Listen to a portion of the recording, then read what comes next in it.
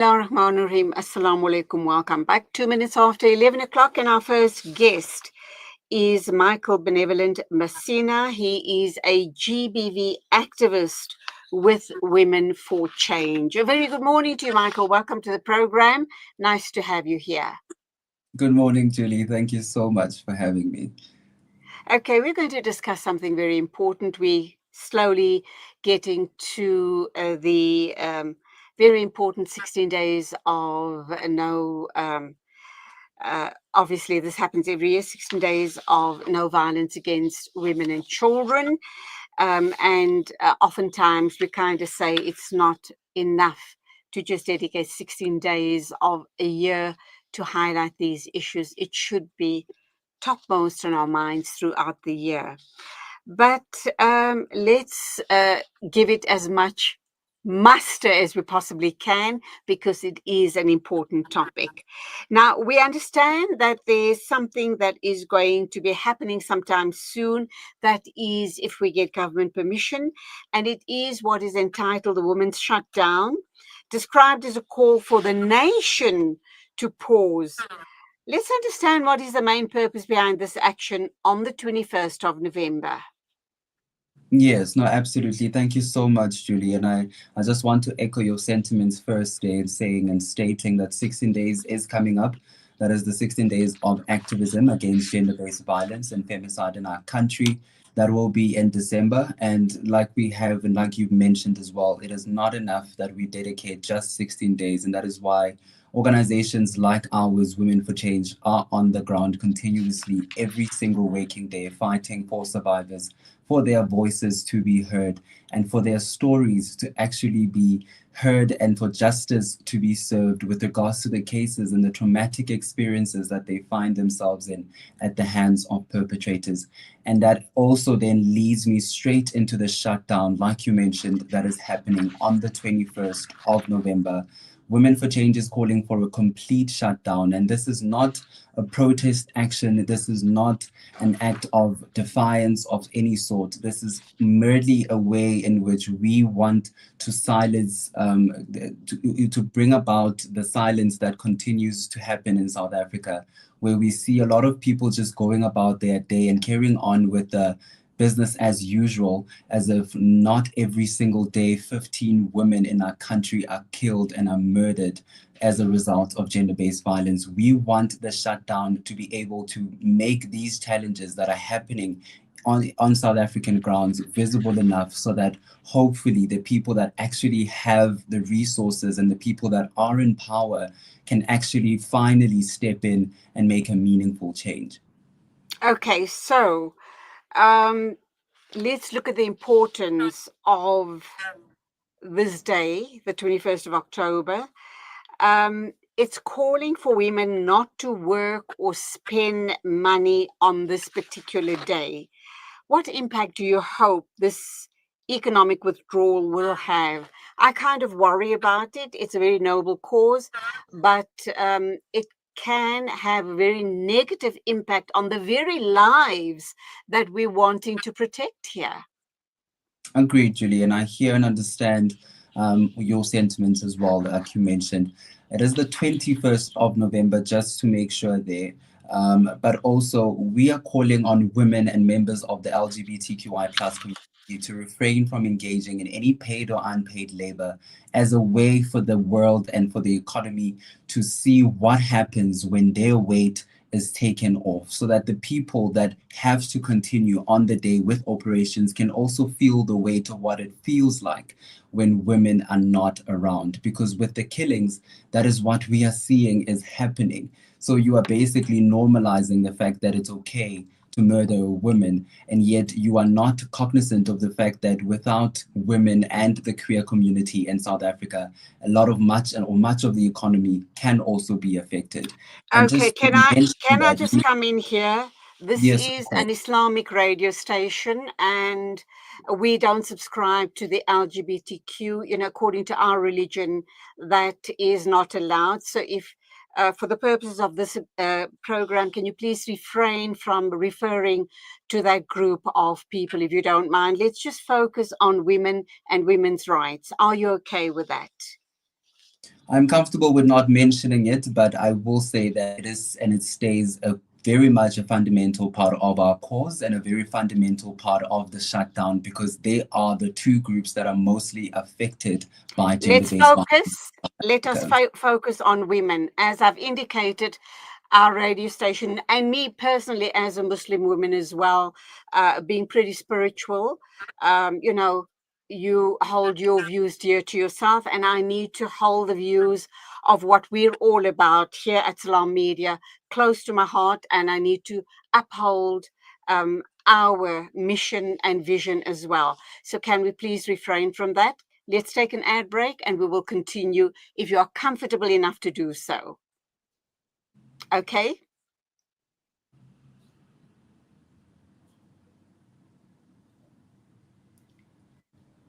Financial goals feeling out of reach? Yasin Badat Financial Advisory is here to turn your aspirations into achievements. Our dedicated team, armed with a history of success, is ready to guide you through the complex nature of financial and investment planning. Whether you're a seasoned investor or new to the game, our personalized solutions cater to your unique goals and risk appetite. Trust in our commitment to transparency, integrity, and excellence. Ready to unlock a world of financial freedom?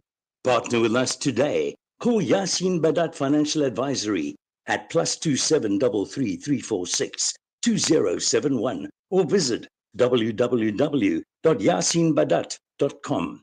Yasin Badat Financial Advisory, guiding you to financial success. When the perfect blend of stylish decor, exquisite halal cuisine, and warm hospitality come together, it could only mean Al Bayt Lodge, your true home away from home. Al Bayt is the ideal heaven for families, business people, and tourists, with its 4-star family rooms and other luxurious facilities. Conveniently situated close to Port Elizabeth Airport, the beach, and other amenities, your stay will be truly unforgettable, as you'll be taking home lasting memories of the warm hospitality, the serenity and tranquility that Al Bayt has to offer. For reservations, call 041 583 6415 or visit www.albaytlodge.co.za. They say breakfast is the most important meal of the day, yet many children go to school hungry because of poverty. Penny Appeal South Africa's Breakfast Club aims to get a warm, hearty meal to underprivileged children so they can spend their day prospering in their schoolwork. Help feed a needy learner for only 5 Rand a day or 150 Rand a month. Or visit our website www.pennyappeal.org.za or call 031 1100 573 to find out how you can donate. Penny Appeal South Africa. Small change, big difference. Hey Gulam. Yeah? Did I return your lawnmower last month? No, bye, you didn't. Oh no. Now what'll I do? I wanted to borrow it again, man. With Rendry Jewelers, you won't have to borrow or lend because the prices are so well trimmed on all gold and diamond jewelry. Alternatively, we could remake your old jewelry into a brilliant new design. Visit Rendry Jewelers at 151 Stevens Lamini Road, Musgrave, Durban. Rendry Jewelers, a family name you can trust. For too many communities across Africa and the world, access to clean water remains a dream. At African Muslims Agency, we dig deep, reaching into the heart of the earth to fill the cups of those in need. Sponsor a water well for only 16,500 Rand or a borehole for 65,000 Rand in Africa or Afghanistan. With water comes food, health, education, and growth.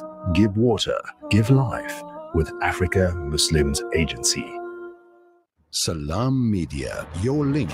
Well, the answer is there's more to come because you said they've run out of the money that is there for them to do the wrong thing using instead of taking care of their community. It's quite disappointing, but at the same time, they have gone for the easiest solution, which was using more than they were allowed. And now they got the money that was not budgeted. Now they're going to treasure the arm and go and break the law. More money available for them to bend. That's what they are saying. They say, allow us to bend more than we were. What you need at ESCOM, you need to say, as much as all of these things were sold to you that are now unsustainable, get somebody that the contract that has got the president and his families, then there will be no load shedding. That is why Ration quit, volunteered to leave, because he could go in there and shield government officials and the private sector, that wrong contract. You need somebody to go in and terminate all these illegal contracts, the structure there, take the money from us for electricity, prioritize the Eskom coal power station. There is a solution, but it's not a solution that requires someone who's on the culprit. Zakele Mandela. This is Salam Media. Tune into Salam Media via audio stream.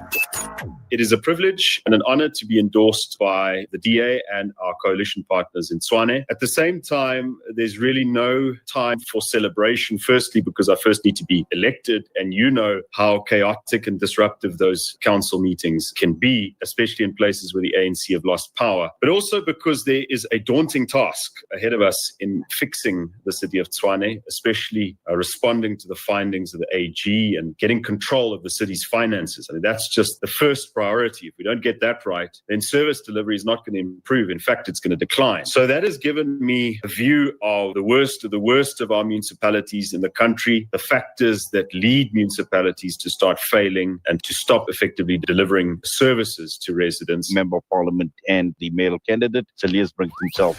This is Salam Media.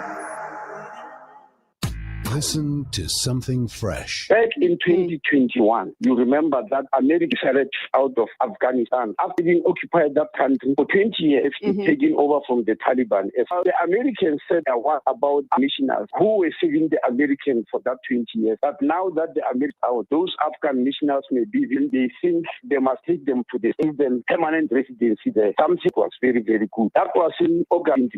In September, we received from a lawyer practicing who is said to have studied in the US, that she is representing an American. Connect and stay ahead with Salam Media. This is Salam Media, coming to you live from South Africa. Welcome back. It's exactly 11:15, or just 1 minute before 11:15, right here on Salam Media. And our guest is Michael Benevolent Masina. He's a GBV activist with Women for Change. And I see, Michael, that your organization is calling on participants to wear black on the day, which is the 21st of November. And you're also requesting that we change our profiles to a flat, solid purple color, the color purple. What is the symbolism behind these colors? Yes, Julie. So the black is a way of standing in solidarity and resistance with the women that are being murdered in our country. And the purple, not only is it a color of courage, but it was also one of our organization's color. And we wanted to make sure that people understand that we are behind this cause and not want to piggyback off of it the minute they see that it is gaining traction and that there is some sort of visibility. As we've now seen online, a lot of people are paying attention. A lot of people are heeding to the cause. So that is basically the essence of both colors, to stand in solidarity with the victims, but also to make sure that people understand where it's coming from and who the people that are behind it is. I must be very honest with you. It's the first time I've come across your organization, and that is, of course, Women for Change. How long have you been in operation, and why was there a need to form such an organization, Women for Change? Absolutely. So we've been in operation since 2016, Julie, and we have been endlessly fighting for the rights of survivors. And the basic and the premises for us is to advocate for women who cannot be able and don't have the platform to share their stories, the stories of disappointment, the stories where they went and looked for support systems and support services in our country, but unfortunately were met with either incompetency, or they were met with a lot of emotions, as well as emotions that did not come about to solve their cases. So that is essentially what we do. We also hear and post a lot of femicide as well as for the victims of femicide. We advocate for them so that their stories and the lives that have been lost and the blood that has been shed can be seen and visible enough. And like I mentioned, all of this is just to ensure that we can, at the very end of the day, try to find some sort of change in terms of our legislation, in terms of making meaningful impact. We have the frameworks in South Africa at the moment, but unfortunately, they are not being implemented correctly and they are not working. So if we put on the forefront the faces, the lives, as opposed to just the statistics and the numbers, which is what our organization does on a daily basis, we are striving to ensure that we can get meaningful change. I'm assuming you've been with the organization since 2016. Are you seeing change, Michael? And I think that's the all-important question. We have so very many organizations out there, and very especially, leading up to the 16 days of activism against violence against women and children. We see a lot of people making a lot of noise, and rightfully so, rightfully so. But are you seeing a significant change? Or, are we just seeing more death and destruction and women being abused, and it just doesn't seem to stop? Where are we going wrong? Are we perhaps not paying enough attention to the perpetrators? Do we need to be doing some form of intervention regarding the perpetrators? Maybe they need guidance, maybe they need the counseling, maybe they need to understand how they are adding to this brokenness that we find ourselves living in. Julie, organizations like ours wouldn't exist if we had proper government and we had competent individuals leading us and we had proper frameworks that actually worked to protect the lives of women in our country and children in our country. So I understand where you're coming from, and that what we exist, unfortunately, because the reality is here now, and that is that the numbers keep rising and they are not changing. And to answer your question in terms of where we are going wrong, we have certainly identified the fact that the legislation that we have and the implementation of it is where we are currently going wrong. The National Strategic Framework and the plan was launched in 2020 to try and curb the increasing numbers of gender-based violence in our country. It is 5 years into that plan and the numbers are still rising. There is no decrease. They are not steady. They are on the high. So that is where the problem is. And that is what we are trying to highlight with the shutdown and as an organization. Okay. Some may question the symbolic actions like a shutdown on that one day for however long. And I guess the question is, can the shutdown lead to real or meaningful change? How do you respond to that? Oh, absolutely. The symbolisms and the symbolic actions are merely just that, are not just symbolic, but you need to do them. And when you partake in them, you need to have in your mind the lives of the women that are being killed and why you are doing it. To remember the very basis of those women that can't be here to partake in such an activity that would have loved to. And yes, we do believe, Julie, that it can make meaningful change because already we are heeding conversations with the people that are in power, and they are trying to see where they can step in. Unfortunately, it is not being met with what we are not met, our demands that we are looking for, and that is to make gender-based violence a national disaster. That is the call that we are advocating for, and the government is obviously going to hear it, and we are hoping that that is what's going to happen. Has that not been rejected, the call for GBV being declared a national disaster? I think I just picked up that it's been rejected by the government. Are you aware of that? And how does that impact? We are very much aware of that, Julie, and that's exactly how do you feel about it? Shutdown is continued. I am distraught. Our organization, when we received that letter, we were distraught. We were disappointed because for us, it's about the lives that are happening. It's about the numbers, and to reject national GBV as a national disaster based off of not giving us any solid justifications as well was something that really was disheartening. But that is why the shutdown is continuing, and that is why we will not be silenced and why we will not stop. What kind of support has you actually seen, support and possibly solidarity from men, businesses, and organizations ahead of the shutdown? And I know I seem to remember my very first question and comment to you at the open of the interview. I indicated if the shutdown would actually make a meaningful difference, given that it will impact on our economy. Julie, we've received a lot of endorsements from influential figures, a lot of businesses, a lot of companies. They are also hearing our call, and they've also not only changed their profile pictures, but have actually come out publicly to say they are supporting this initiative as well. From where we stand right now, it is merely the people that can make the change and put the resources in place that need to come to the table and to the forefront. They are the ones that are left. How can ordinary South Africans, even those who can't take the day off or take part of the day off, make a meaningful difference on the 21st of November?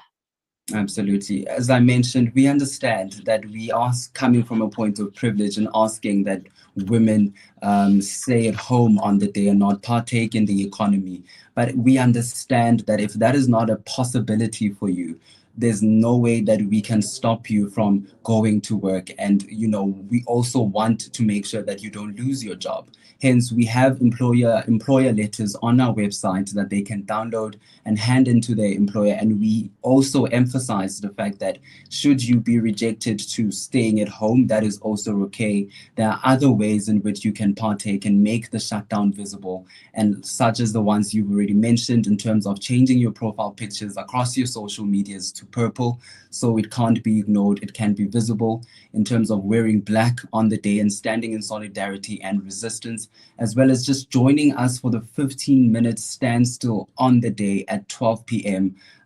Just to lay down wherever you are, even if it's your lunch break where you are at work, you are able and you're more than able to still be a part of the shutdown and make a meaningful impact as well. Wow.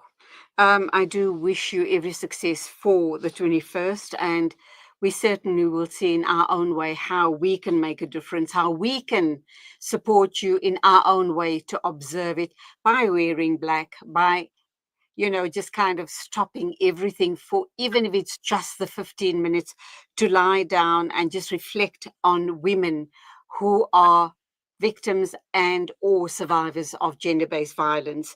In closing then, what message would you like to share with women who are survivors of gender-based violence and may feel, and they probably do feel, unseen and unheard in this fight? For all survivors, Julie, I want them to know that they are not alone more than anything. I want them to understand that help is available, that our organization and other organizations similar to ours are available to help you, to connect you, to find you the right sort of emotional support, the physical support if you need, and as well as guide you in the legal frameworks of things as well. You should not feel like what is happening to you is no one else can understand it. We are here and we see you, and we want to let your voice be heard and your story be heard and possibly get you the justice that you deserve. Michael Benevolent Masina, you have the right middle name, I might add, being involved in these type of causes. Obviously, you do have the right name. How did that name come about? Have you been an activist from an early age? I mean, I think maybe my parents had a sense of it. Wow. Yeah. God bless them and you. Michael Benevolent Masina, GBV activist with Women for Change. God bless you. May all your efforts be rewarded by us having a more peaceful society, and where we hear less about GBV and femicide. So all the very best for your work, and obviously the 21st of November. Thank you for being with us on the show. Thank you for having me, Julie. Thank you so much. God bless. It is exactly 11:26. This is the Mid-Morning Show, and we will be talking in a minute or two with Fatima Sidat, SADC's Development Manager, and we're going to be talking about man enough to ask for help.